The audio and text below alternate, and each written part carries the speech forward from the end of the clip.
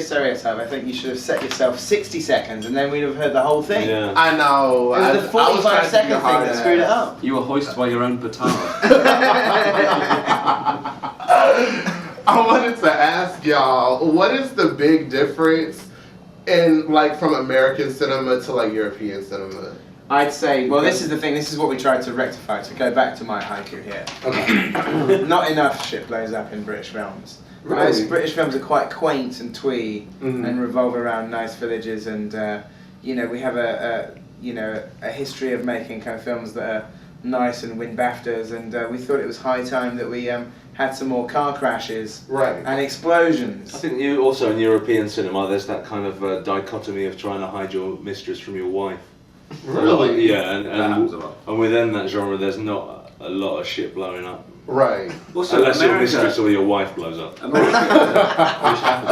It does happen. Contemporary America is relatively young, and it's had quite a sort of quick, violent, bombastic history, and that's reflected in a lot of cinema. Europe's kind of older and more has a lot of, you know, the history goes further back, and perhaps it's not as over that. It almost doesn't have. It's almost not as excited as America is. Do you know what I mean? America's like this kind of.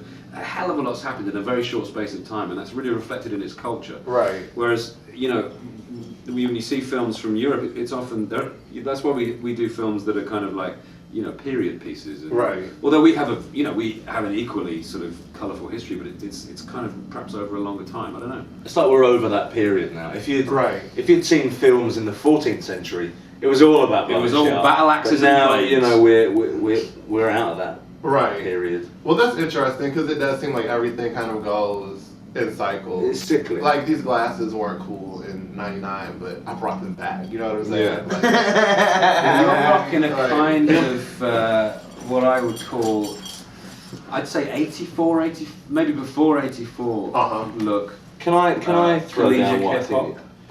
I'd call it nerd power chic. oh, I like that. I'm putting that on my MySpace. You can have that. Yeah. Nerd power. Let me write that down. Your pen really doesn't work. NPC. NPC. You're working it well, isn't it? Alright, cool. It's got to be said. I appreciate that. Damn, I lost my train of thought. You're all thinking about the nerd power shit. Yeah, I know, right? He's still trying to finish his haiku.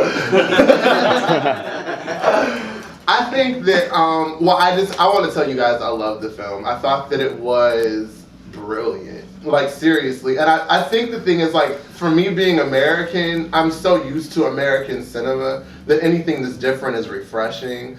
And the thing is, most films that you see in America that are like this, that are sort of like campy and over the top with comedy, have a tendency to just be like completely fluffy and have no substance and just be dumb, just be silly as hell.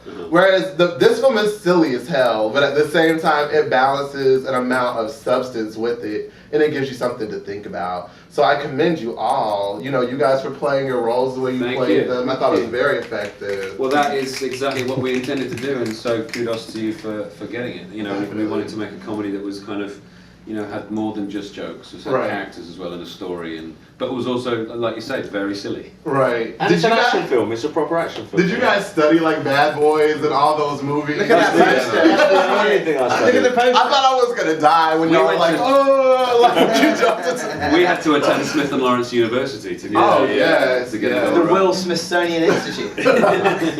Well, I've been told that it's sad, but it's time to wrap up. Oh no! We was having fun. But, Do you want my haiku on the back?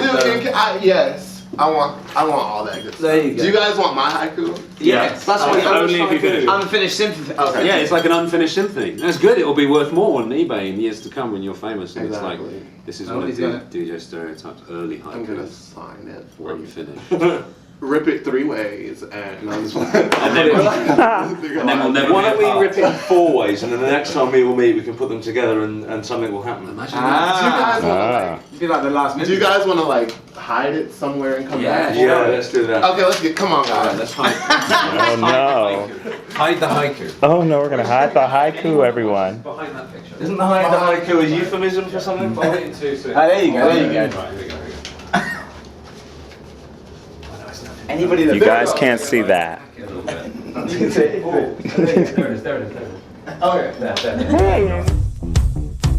A seven-nation army couldn't hold me back. They're gonna rip it off, taking their time right behind my back. And I'm talking to myself.